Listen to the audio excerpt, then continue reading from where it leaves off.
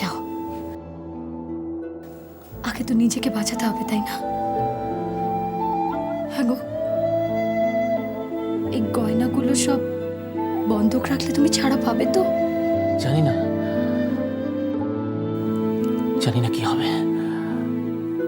আপাতত কদিনের জন্য স্বস্তি পাবো, তারপর দেখা যাক কি হয়। আর যদি এগুলো বন্ধক রেখো, তুমি তোমার প্রয়োজনের টাকা না পাও, তখন কি করবে?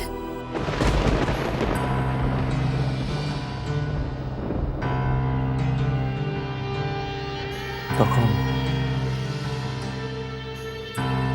এই বাড়িটা বন্ধক রাখতে হবে।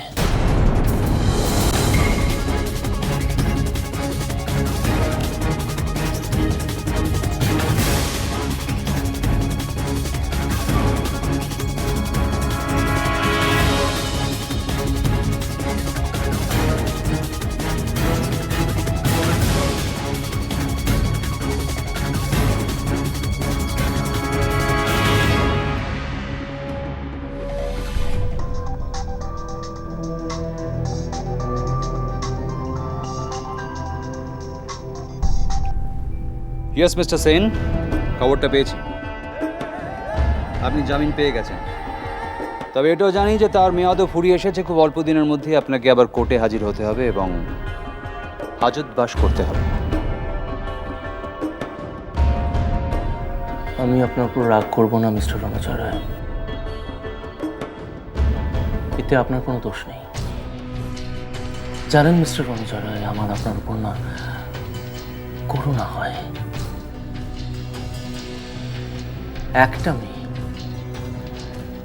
একটা মেয়ে আপনাকে সুতোয় খেলাচ্ছে আর আপনিও খেলছেন, কলের পুতুলের মতো খেলছেন। আমার ভাবতেও লজ্জা করছে যে সেই মেয়েটি ঘটনাচক্রে আমার আত্মীয় হয়, আর সেই মেয়েটির জন্য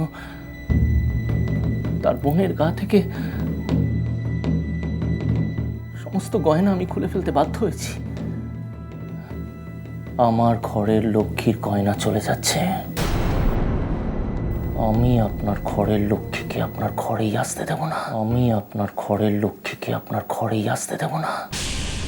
কিন্তু মিস্টার সেন, বিয়েটা যে আমি করছি, কার্ড দিয়ে আপনাদের নেমন্তন্ন করে এসেছি। তাতে কি হয়েছে জানেন মিস্টার রণজয় রায়, আজ আমি টুপুরকে কাঁদতে দেখেছি।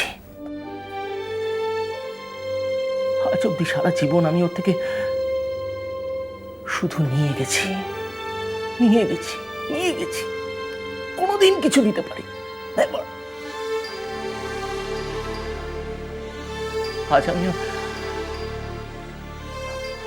সবচেয়ে পছন্দের গয়নাগুলো ওর গা থেকে টেনে খুলে নিয়েছি।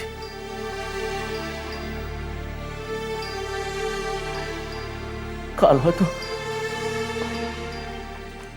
আমার কাছে কিচ্ছু থাকবে না। এই গাড়ি বাড়ি টাকা পয়সা কিচ্ছু থাকবে না, কিন্তু মিস্টার রণজয় রায়, একটা কথা কান করে শুনে রাখুন। I love Tupur.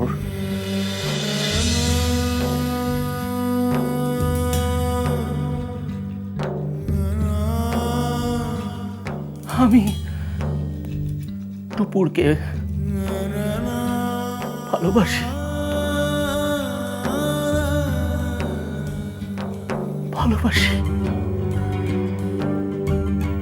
Mister Ranajoy রায়, আপনি ঠাকুরকে বলবেন আজ ওর জন্য ওর বোন অসুখী আছে, দুঃখে আছে। আর এই বাড়ি যাচ্ছেন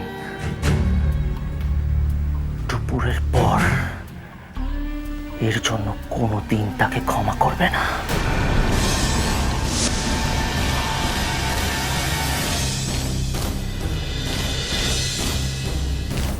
কোনোদিন না।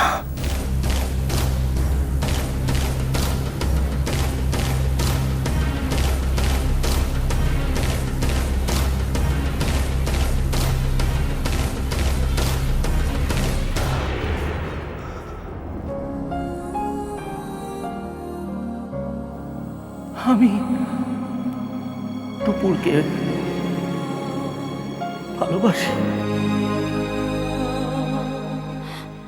আমার সব গয়না চলে যাও পারিজাত, শুধু শুধু এই কথাটা তুমি আমার সামনে দাঁড়িয়ে একবার বলো, আর একবার বলো যে তুমি আমায় ভালোবাসো।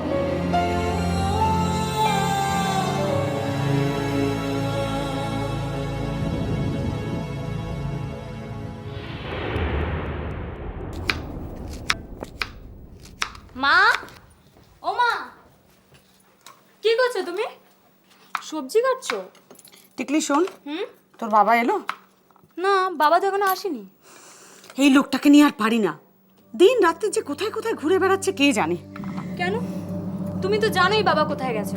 বাবা তো বলেই বেরোলো যে বাড়ি ভাড়া ঠিক করতে যাচ্ছে। হ্যাঁ, বাড়ি তো একটা ঠিক করবেই, সে তো জানি। এসব করিস না, হাতটা কেটে যাবে। কিচ্ছু হবে না, তুমি আর এক হাতে কদিক সামলাবে বলো তো? শোন, এ বাড়িতে যতদিন আছি ততদিন সম্মান নিয়ে থাকতে হবে। মা, তোমার কি আর কিছু বলার আছে? আমার কিন্তু অনেক পড়া বাকি আছে। কেন পড়া হয়নি কেন? কি করিসটা কি সারাদিন? যাই হোক শোন, তোর বাবা এলে বলবি কিছু টাকা পয়সার দরকার আছে। টাকা পয়সা? তোমার আবার টাকা পয়সা দরকার হলো কিসের জন্য? আরে বাবা, সামনেই জামাই ষষ্ঠী আছে। এ বাড়িতে তো দিন রাত্রি শুনছি, এ বাড়ির খাচ্ছি, এ বাড়ির পড়ছি। জামাইকে ভালো মন্দ কিছু খাওয়ানো টাওয়ানো দরকার আছে, বুঝলি? তাছাড়া টুপুরটাকেও আমি কোনো দিন কিচ্ছু দিতে পারিনি, মেয়েটাকেও কিছু। টুপুর,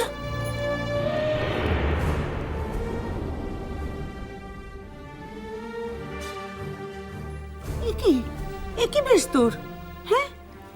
গয়নাঘাটি কিচ্ছু নেই, একে অলক্ষণে ব্যাপার। সধবা মেয়েকে এরম ভাবে থাকতে হয় নাকি? থাক না মা, আমার আর এখন গয়নাগাটি পরতে ভালো লাগে না। তা তোমরা কি নিয়ে আলোচনা করছিলে গো? আমি বলছিলাম সামনেই জামাই ষষ্ঠী আছে, তো জামাইকে একটু ভালো মন্দ কিছু খাওয়াবো, আর তার সঙ্গে যদি কিছু গয়নাও দিতে পারি। আর গয়না? কেন, কি হলো? কিছু না, বলছি তোমার রান্না বান্না সব হয়ে গেছে?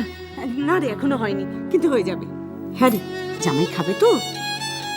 না মা, ও বেরিয়ে গেছে। হ্যাঁ রে, কোথায় কোথায় যাচ্ছে বলতো? জানি না মা, তবে ও না খুব বিপদে আছে জানো। সব বিপদ কেটে যাবে, দেখিস, আমি বলছি একদিন সব বিপদ কেটে যাবে। এই টিকলি শোন, তুই একটু ঘরে যা। যা।